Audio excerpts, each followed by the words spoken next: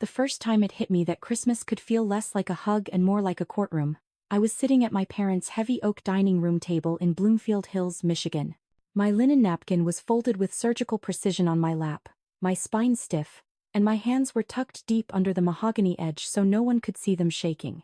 Outside, the air was that biting Midwestern shaking cold that makes the streetlights look like sharp diamonds against the frozen porch lights. Inside, the house was a suffocating cocoon of warmth, bright lights, and the heavy scents of roasted rosemary and glazed cloves. My mother, Eleanor, had gone into her usual holiday overdrive. There was a heritage ham, glistening and fat-rimmed, a sweet potato gratin bubbling with caramelized sugar, and sourdough rolls wrapped tight in an heirloom towel to trap the steam. The table was a stage, and I was just a stagehand. I sat in my usual spot midway down, close enough to the kitchen to jump up if someone needed more gravy but far enough from the center of attention to remain invisible. Across from me sat my younger sister, Sophia. She looked like she'd stepped right out of a high-end winter catalog cashmere sweater without a single pill, hair in perfect glossy waves, and her cheeks shaking with a feverish, manic excitement. She kept darting glances toward the darkened hallway, her eyes bright with the hunger of someone who already knew they'd won the lottery. My father sat at the head of the table, a silver carving knife in hand, looking like a man who believed the world remained upright only because he performed his rituals in the correct order. He was wearing a crisp, ironed button-down, sleeves rolled just enough to signal he was a man of the people, despite the BMW-level ego radiating off him. If you're listening to this right now, maybe you're folding laundry, driving through a quiet suburb, or stirring a pot of soup. I have to ask, have you ever felt like a ghost at your own family dinner? If you've ever felt invisible while surrounded by your own blood, tap like and subscribe. Tell me where you're listening from, because I promise, you aren't alone in that silence. I sat there with my knees pressed together, trying to swallow the dry knot in my throat. I already knew. Deep down, I'd known the moment I pulled into the driveway and saw the garage door shut tight, hiding a secret I wasn't meant to share. Sophia deserved everything, they always said. And tonight, I was about to find out exactly what they thought I deserved. It was time to either leave or swallow the poison. Dinner progressed with the predictable, suffocating rhythm of a practiced choir. Aunt Martha droned on about her parish's annual winter gala and which of the neighbors hadn't donated enough to the silent auction. Someone's husband, Uncle Greg, I think, launched into a tedious, familiar rant about the slush piling up on I-75 and how a 2-inch dusting of snow apparently caused the entire state of Michigan to lose its collective mind behind the wheel. I nodded at the right intervals. I stretched my lips into a smile. I even managed a dry, hollow laugh when the punchline hit, but it felt like I was an actor watching my own performance from the wings of a theater. My mind was stuck on the heavy silence of that closed garage door, a barrier between the family I thought I had and the truth I was beginning to see with terrifying clarity. Sophia was practically vibrating in her seat. Her silver fork clinked against the fine china in a rhythmic, impatient tap-tap-tap beneath the table. Every few minutes, she'd lean in and whisper something frantic into Mom's ear, and Mom would swat her hand away with a playful, indulgent giggle, the kind of look you give a spoiled child who's about to get exactly what they asked for. Dad watched them both with those soft, misty eyes of a man who believed he was the ultimate safety net, the grand architect of everyone's happiness. He sat there, basking in the glow of his own perceived generosity. When the plates were finally cleared and the air was thick with that heavy, post-meal lethargy, the room settled into a warm, sleepy haze. That's when Dad pushed back his heavy chair. He didn't have to clink a spoon against a glass. In our house, his simple act of standing was a command. The room fell into a sudden, expectant hush because Dad expected nothing less. That was the unwritten law of our family. Dad spoke, and the world paused to listen to the verdict. He cleared his throat, his face breaking into a grin so wide and theatrical it looked almost painful. He looked down the table at Sophia, and the pride in his eyes was so radiant it felt like a physical weight on my chest. He announced that this year had been a landmark. He said Sophia had been working so hard, that her graduation was a triumph for all of us, and that she deserved a reward that matched the moment. Mom clasped her hands over her heart, letting out a little high-pitched squeak of surprise that I knew was perfectly rehearsed. Sophia didn't even try to hide the tears. In this house, Sophia's feelings were always allowed to take up the whole room, while mine were expected to stay small and quiet. Then Dad said the words that made my heart go cold. "There's something I want you to see, Sophia." And it isn't under the tree. The sound of chairs scraping harshly across the polished hardwood floor echoed like a starting gun. Within seconds, the room was a blur of movement, people laughing, murmuring, and reaching for their heavy wool wraps in a rush of collective adrenaline. I stood up too, because that's what happens when the suffocating current of family expectations pulls you along. You don't fight the tide, you just try to keep your head above water. We marched through the dimly lit hallway like a small, obedient army, our footsteps thumping a heavy rhythm against the oak planks. The moment the side door swung open, the biting Michigan winter slapped our faces with a brutal, honest chill that turned our breath into ghostly plumes of steam.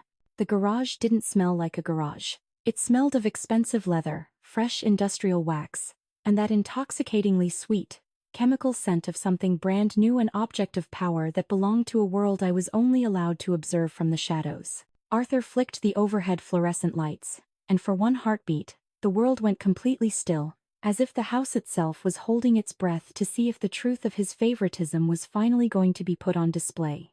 There it stood.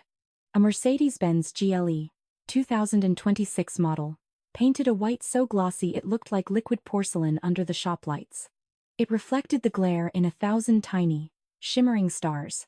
A massive, deep crimson bow sat on the hood, looking like a bright, bold wound against the pristine metal, its velvet ribbons stretched across the windshield like a seal on a royal decree. Sophia made a sound, a jagged, high-pitched sob that was half laughter and half shattered breath, and then she was crying. It was that full-body, gasping kind of crying you only do when you feel absolutely, undeniably adored by the people who hold the bank of your self-worth. She stumbled forward, her trembling fingers pressing against the driver's side door as if she needed to prove the cold steel was actually real. Eleanor let out a loud, triumphant laugh that bounced off the concrete walls, wrapping her arms around Sophia from behind in a tight, possessive hug. Sophia leaned back into her, soaking in the worship like a parched plant in a rainstorm. People were clapping. Aunt Martha gasped, "Oh, Arthur, you didn't." Someone let out a long, low whistle of pure envy. My father stood there with his hands on his hips, chin tilted up, basking in the glory like a magician who had just pulled the ultimate rabbit out of a hat. In that moment, he looked like he owned the mortgage on happiness itself. He kept repeating the same script. "A gift for my girl. She worked so hard." He didn't mention the insurance premiums or the debt. He didn't look at me. Not even once. I watched Sophia's manicured nails trace the chrome trim, and I felt a frost settling in my marrow that had nothing to do with the wind. Arthur repeated the mantra like a holy prayer graduation gift. Excellence recognized because his little girl had finally reached the finish line. He spoke with the unshakable power of a man who thought his bank account could buy a permanent seat at the table of respect. He wanted her to have something she could be proud of, though he never uttered a single word about the staggering insurance costs or the monthly strain such a machine would place on a household already stretched thin. He didn't glance in my direction. He didn't even acknowledge that I was standing there, the sharp, biting frost of the driveway seeping through my thin leather flats until my toes felt like stones. I watched Sophia's eyes glaze over with a terrifying kind of greed as she whispered about how her friends at the country club were all driving Teslas and high-end Lexus SUVs now.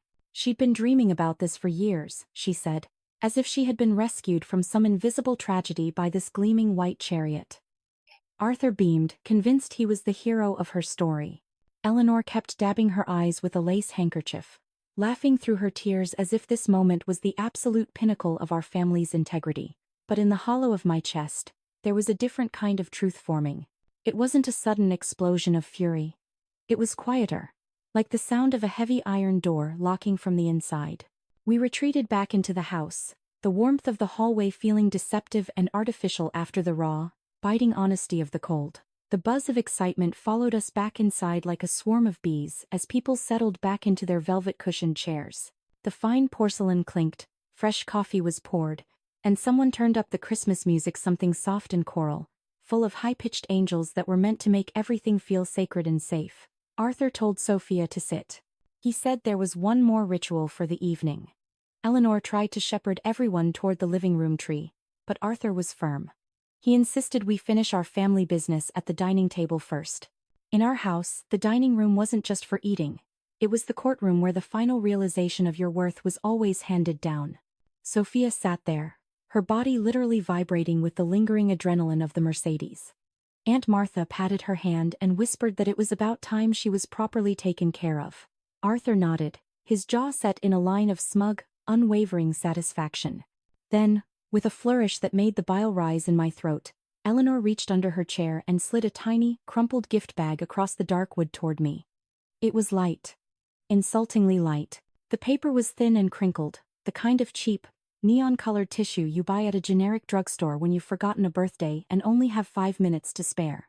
Sophia had a literal mountain of wrapped boxes waiting in the other room. But my gift looked like a pathetic, last-minute afterthought. I tried to tell my heart to stop thudding against my ribs. I told myself that at 35, I was far too old to be wounded by something as petty as a holiday gift. I tried to convince myself that I didn't need their approval, that the bank of my self-worth wasn't tied to their validation. But as my numb fingers reached for that crinkled tissue paper, the air in the room felt like it was being sucked out through the vents. I pulled the gift out slowly, almost delicately, as if it were a bomb about to detonate. Inside was a pack of socks. Plain, white, polyester athletic socks. They weren't festive. They weren't hand-knitted with care. They were the kind of bulk basics you grab from a clearance bin when you've run out of clean laundry and have 5 minutes before the store closes. And then, the final twist of the knife. The price tag was still stapled to the cardboard header, $1.88. I stared at that neon yellow sticker $1.88 and for a second I truly thought it was a mistake. I thought surely, a second gift would follow, or Arthur would let out a hearty laugh and tell me it was a prank. But the silence that followed was heavy, deliberate, and suffocating. Eleanor didn't offer a polite chuckle or a soft, sympathetic smile. No, she laughed a sharp, high-pitched peal of genuine amusement, as if she had just watched a hilarious slapstick comedy on a Sunday night. Arthur didn't move. He leaned back in his leather-bound chair, his eyes measured and cold, watching my face like a hawk waiting for a sign of weakness. The room had fallen into a hush, but it wasn't out of respect. It was the voyeuristic quiet of people watching a slow-motion car crash, waiting to see if the responsible daughter would finally break or if she'd continue to play her role as the family safety net. Arthur had spent his life believing that power meant the ability to dictate who got the feast and who got the crumbs. He looked at me, not as a child he loved, but as a balance sheet he was closing out. "Family comes first," he said, his voice a low, terrifying rumble. I didn't answer. I could feel a hot, prickly warmth crawling up my neck, not from embarrassment but from the sheer, agonizing effort of keeping my features frozen. My pulse was a rhythmic hammer in my ears, drowning out the festive carols. Arthur's face didn't soften. If anything, his expression became even more surgical. He adjusted his cufflink and leaned forward, the shadows of the chandelier making his eyes look like empty pits. He told me that in this world, everyone gets exactly what they deserved. Eleanor's laughter bubbled up again, and Sophia, still flushed and glowing from her new Mercedes, let out a sharp, mocking giggle. My humiliation was just a side dish to her triumph, a little extra seasoning to make her luxury car taste even sweeter. Then, Arthur delivered the final realization. He didn't yell. He didn't lose his temper. He simply gave me a choice that was actually a sentence. He told me to either take the gift and be grateful, or I could leave the house right then and there. It wasn't a suggestion. It was a verdict. I stared down at the thin fabric in my lap. $1.88. It was such a minuscule, pathetic number, yet it landed in my stomach like a lead anchor. I could hear the faint, rhythmic hum of the refrigerator in the kitchen. I could hear the delicate clink of a silver spoon against Samuel's coffee mug. I could even hear the frantic thud of my own pulse behind my ears, a steady, desperate count of my own heartbeat. But I did not cry. I did not raise my voice or demand an explanation for the blatant disrespect. Instead, I forced my lips into a shape that resembled a smile. It was that specific, brittle mask that women in our family were taught to wear to maintain the silence and protect the perceived integrity of the dinner table. It was the kind of smile you use when you are swallowing a mouthful of broken glass. I told them thank you. I even lifted the socks slightly, mimicking their cruel humor as if I were in on the joke. As if the insult hadn't just severed the last tether holding me to this room. Samuel nodded, visibly satisfied that his order had been restored. Vivian leaned back, her amusement cooling into a smug comfort. Isabella's focus shifted instantly, her eyes darting back to her phone, back to the glossy image of her new Mercedes. back to the parts of the night that actually mattered to her. The conversation resumed as if the truth of my worth hadn't just been broadcast to everyone at the table. We migrated to the living room, following the invisible choreography we'd performed for 3 decades. I stood in the periphery, a silent observer in a world I no longer recognized as my own. I clapped at the appropriate intervals while Isabella tore into a mountain of high-end department store boxes. My hands felt like they belonged to a stranger, cold and disconnected. The room began to blur at the edges, my vision narrowing until all I could see was that massive crimson bow in the garage and the neon yellow price tag on my lap. At one point, Samuel walked past me. He reached out and gave my shoulder a firm, paternal squeeze, the kind you'd give a well-trained dog after a successful hunt. He told me he was proud of me. He said I was the strong one. He told me he knew I understood what it meant for a family to have a safety net.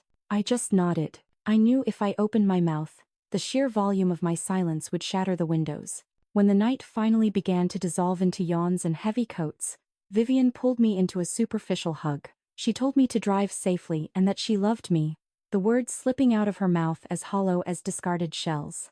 I told her I loved her too, because some habits are too deeply ingrained to die quickly. Isabella barely looked up from her car keys, already planning her social media debut for the morning. I retreated to my old bedroom, the one with the pale lavender walls and the floorboard that always groaned near the dresser. The holiday quilt was heavy and stiff. I sat on the edge of the mattress, the socks still clenched in my fist like a piece of evidence from a crime scene. I realized then that Samuel had handed me my freedom, he just didn't know it yet. The realization hit me with a cold, sharp finality. I wasn't just tired of the drama. I was done being the invisible pillar holding up a house that didn't want me. I set those pathetic white socks on the nightstand like they were a piece of forensic evidence. I clicked off the bedside lamp, and the darkness rushed into the room, heavy and thick. Down the hall, I could hear Diane's muffled laughter, a soft, bubbling sound that made my skin crawl.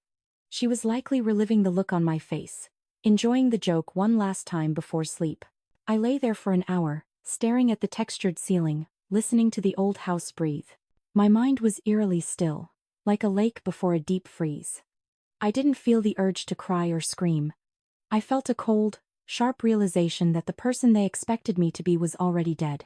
Around 2 in the morning, I sat up. My body was bone-tired, but my thoughts were moving with the precision of a clock. I reached for my laptop, the screen illuminating the room in a ghostly pale blue glow. For years, I had deliberately kept my eyes shut. I had told myself not to look too closely at the numbers, not to question the help I provided, and certainly not to make waves. But tonight, that instinct was gone. I logged into my bank portal first. The rows of transactions scrolled by, a digital ledger of my own misplaced loyalty. I didn't have to search long.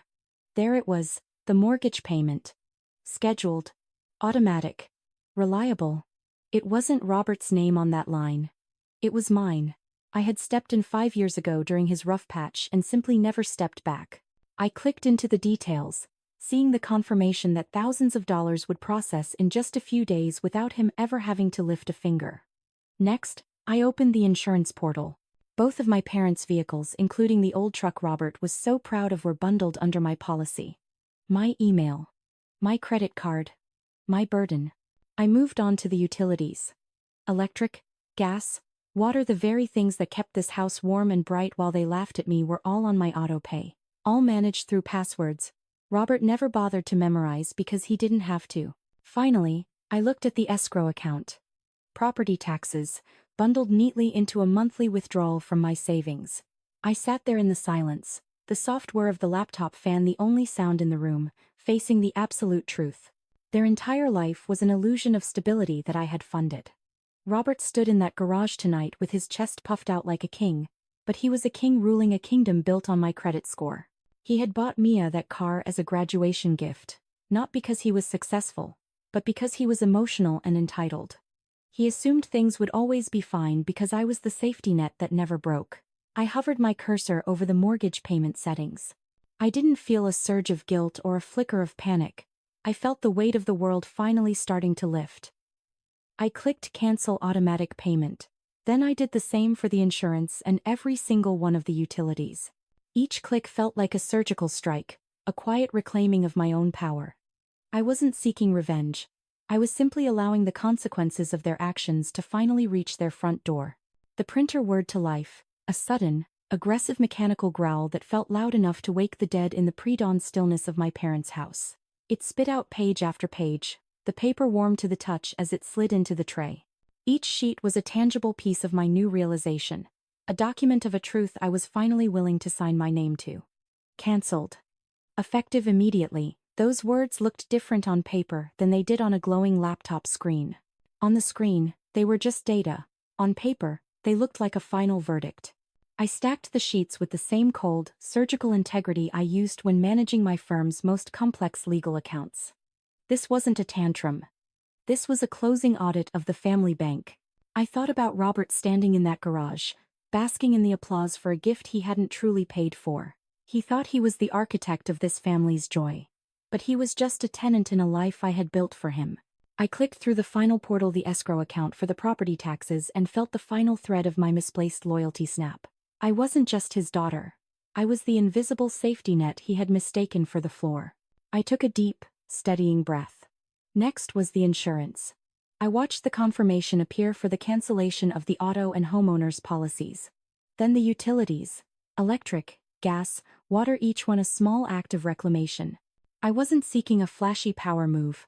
I was simply allowing the consequences of his own take-it-or-get-out ultimatum to reach their natural conclusion. When the mortgage confirmation finally printed, I felt a strange, hollow exhaustion settle in my chest. I wasn't victorious. I was just finished. I gathered the warm pages into a neat folder. My movements were slow and deliberate, like I was preparing for the most important board meeting of my life. Rather than dismantling my family's financial skeleton, I glanced at the clock on the wall. 4 a.m. A sacred, silent hour where the world is caught between what was and what will be. I walked into the kitchen, the floorboards groaning under my weight as if the house itself was protesting.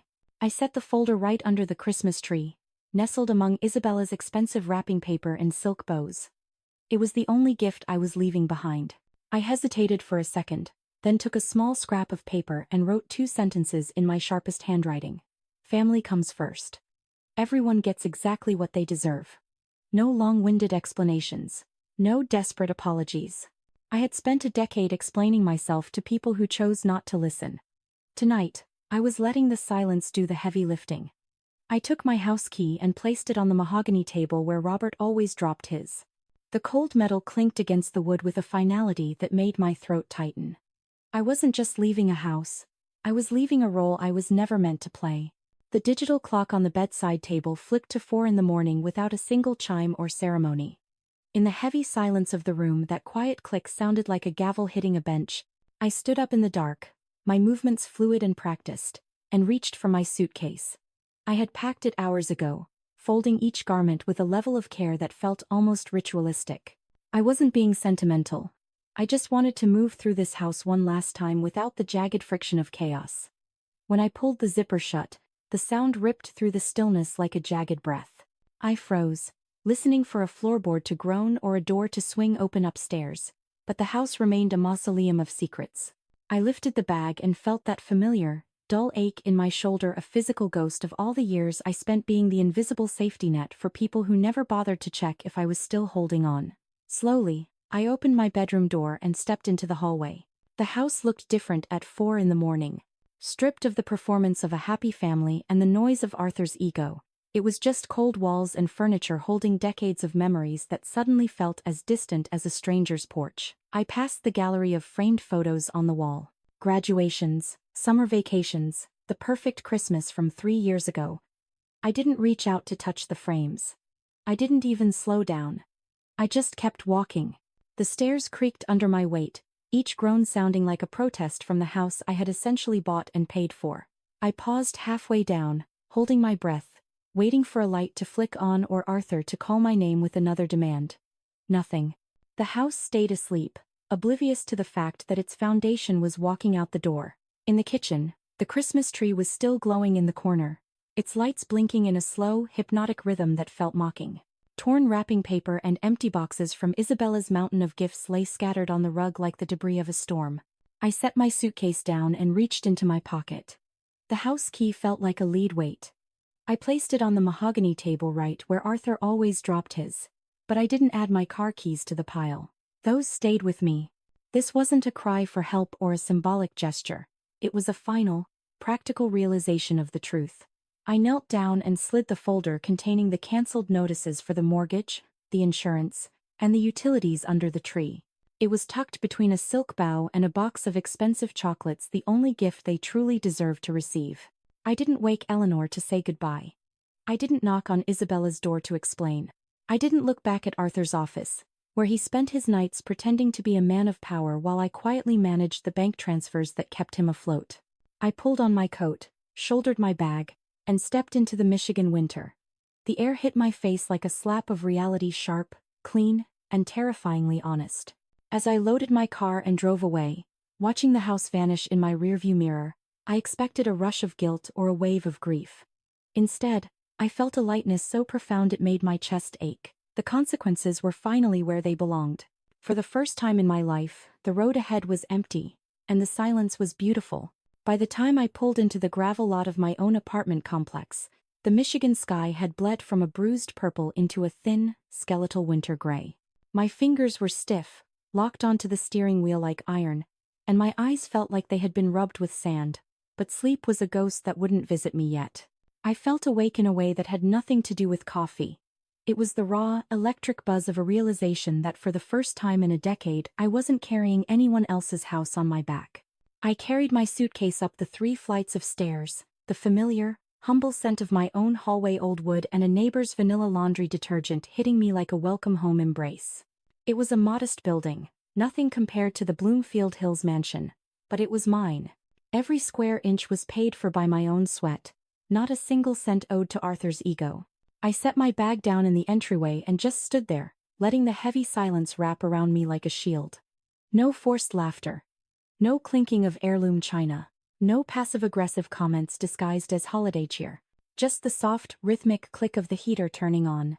And then, my phone screamed. A sharp, violent vibration against the wood of the entry table, sounding like a tiny, frantic alarm going off in the middle of my new life. I glanced down. Eleanor. I didn't answer. The buzzing stopped, leaving a ringing in the air, only to start again 10 seconds later. Same name. Same frantic insistence. I walked into my small kitchen, filled a glass with cold water, and drank it slowly, watching the dawn light creep across my counter. I could feel my heartbeat in my throat, but it wasn't panic, it was the adrenaline of watching a storm from inside a reinforced glass house. Then came the voicemails. Eleanor's voice was high-pitched, breathless, that specific tone she used when she was terrified but trying to sound like she was still the one in power. She didn't ask if I was safe, she didn't ask why I left in the middle of the night. She just kept saying, "We found the folder under the tree. What have you done? Call Arthur back right now. You're scaring us." Then Arthur called. I watched the screen glow until it went dark. His voicemail was different. It was controlled, but there was a serrated edge underneath, the same edge he used to remind everyone who held the bank of authority in that house. He told me this wasn't funny. He called me dramatic. He said we needed to talk like adults, as if the night before hadn't been him treating me like a servant and telling me to leave. Then Isabella's messages started flooding in. A string of frantic, misspelled texts. Mom is crying. Dad is losing his mind. Emma, why can't we log into the mortgage portal? The insurance company says the policy is cancelled. The utilities company won't even talk to Dad because he doesn't know the password. You're ruining everything. You're ruining my graduation. I sat on the edge of my sofa and stared at the dark screen. They were finally feeling the weight of the consequences. For years, I had managed the invisible threads that kept their world upright, and they had never bothered to learn the names of the companies, let alone the passwords. They called me responsible, but they had never treated me with integrity. To them, I wasn't a daughter. I was a safety net that was supposed to stay invisible until they fell. As the phone continued to vibrate, I realized that my silence wasn't just a boundary, it was a force of nature. And for the first time, it was their turn to be afraid. The first domino didn't fall with a grand, cinematic crash. It fell with the shaky, unsteady vibration of a phone call on a Tuesday afternoon while I was staring at a complex spreadsheet at work. It had been nearly 7 weeks since the Christmas from hell. The initial blizzard of angry texts and hysterical voicemails from Eleanor and Isabella had tapered off into a heavy, stagnant silence. It was the kind of quiet that grows thick with a specific type of dread, the kind that settles in when people realize the safety net isn't just tangled, it's completely gone. I watched the screen glow with Arthur's name. For a long moment, I just tracked the second hand on my watch, letting it ring until the very last second before I answered. His voice was unrecognizable.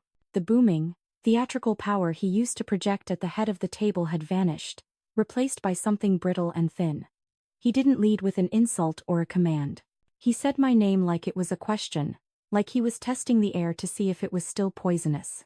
Then, he told me he had been in an accident. A cold, sharp stone of anxiety settled in my stomach. I asked if he was hurt. He said no, just a minor collision. A fender bender at a red light near the country club. Everyone was fine, he claimed. The car was still drivable. But the way his breath hitched over the phone told me the damage wasn't to his body. It was to his pride. He went quiet for a beat, and then the real reason for the call surfaced. He said there was a clerical error with the insurance. I leaned back in my office chair, closing my eyes as the truth of the situation crystallized. He explained, with a humiliating stutter, that when he called the bank and the provider to file a claim, they told him the policy was inactive. They told him it had lapsed weeks ago. There was no coverage on the date of the accident. He had tried to play the Arthur card, demanding to speak to a supervisor, shouting about his years of loyalty. But the supervisor had simply pointed to the digital footprint, the cancelled notice sent in December. He asked me where the paperwork was. He asked for the login credentials. He admitted, in a voice that sounded 10 years older, that he didn't even know which email address was associated with the account. I sat there in my office, surrounded by the quiet hum of professional integrity, and I didn't lie to him. I didn't offer a soft landing.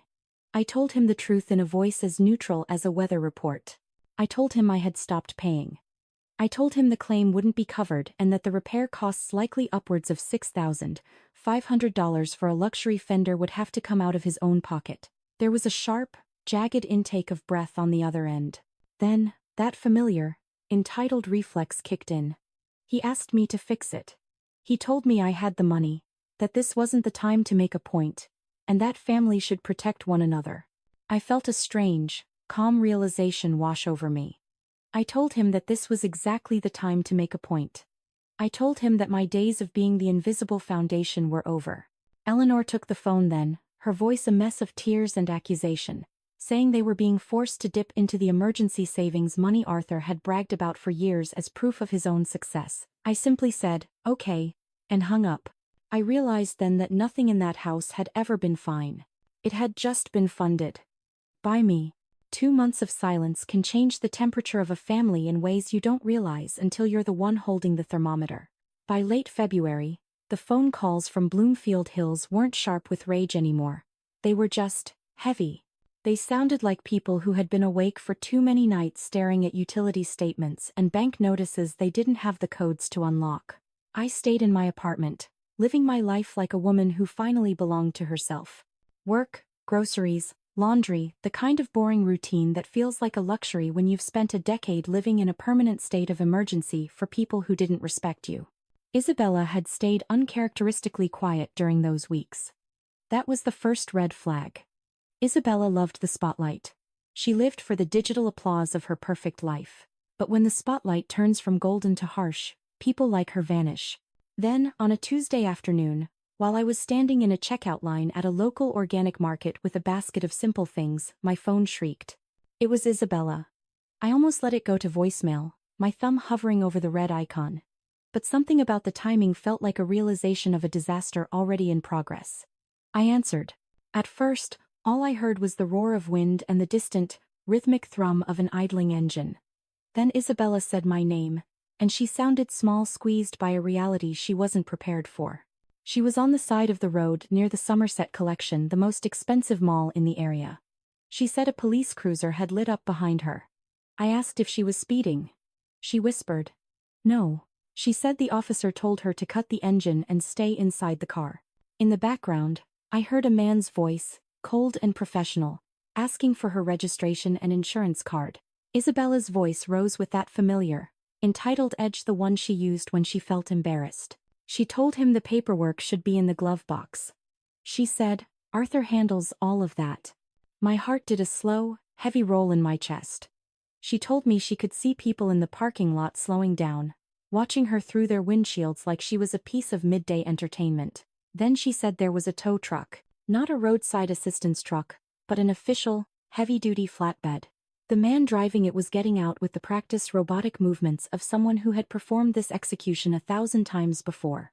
Lydia Isabella started to spiral. She told the officer it was her car, a graduation gift.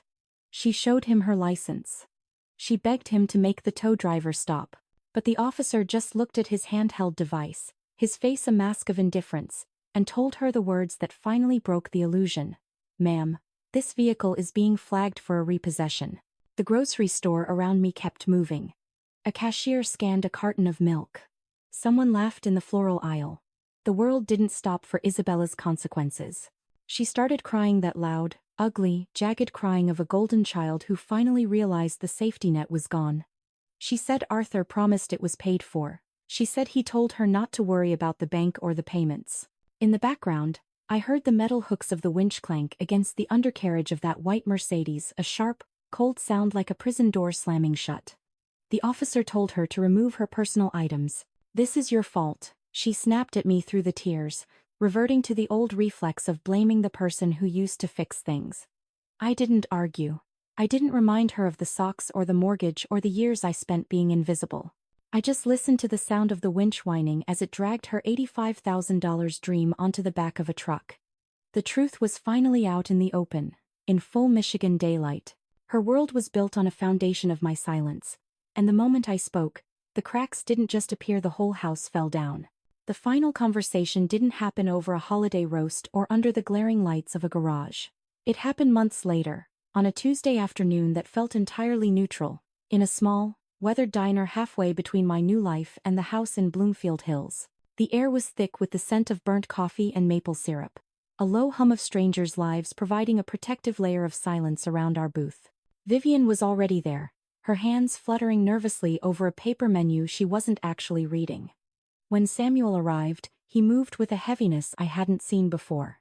He looked thinner, his tailored jacket hanging a little loose on his shoulders, his face a roadmap of the consequences he'd finally been forced to navigate alone. We ordered coffee and food we barely touched. For a long time, the only sound was the clink of a silver spoon against a ceramic mug.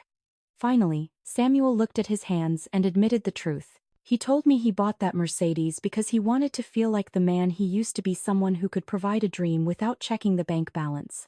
He wanted Isabella to feel special in a way he never felt growing up. He admitted he hadn't looked at a single spreadsheet or calculated the escrow shortage. He had simply counted on me to be the invisible safety net that would catch every one of his mistakes. Vivian spoke next, her voice brittle. She admitted she had laughed that night not out of cruelty, but because she was terrified of the tension in the room and didn't know how to face the realization that their lifestyle was a house of cards. She didn't offer a cinematic apology, but for the first time, she didn't try to rewrite history. They told me Isabella was working 40 hours a week now at a local dental office. She was tired, she was humbled, and she was finally learning the value of the utilities she used to take for granted. I listened to them, but I didn't offer to step back into the cage. I told them I would show up for Sunday lunches occasionally, but I would never again be the person who managed their mortgage or smoothed over their financial chaos. I told them that my integrity was no longer for sale in exchange for their approval. Samuel nodded. A slow, painful movement. He said he understood, even if it took losing everything for him to finally see the person I actually was. We stood up and parted ways in the parking lot. There was no grand reset, no perfect ending. But the lies had stopped. To me, family comes first no longer means being a doormat for someone else's ego. It means choosing the truth over a comfortable lie. It means setting boundaries that protect your peace. Walking away wasn't about a pair of socks.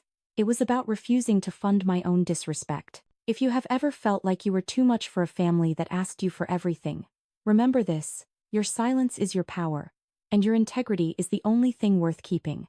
Tell me in the comments what being the strong one has cost you, and let me know where you are listening from.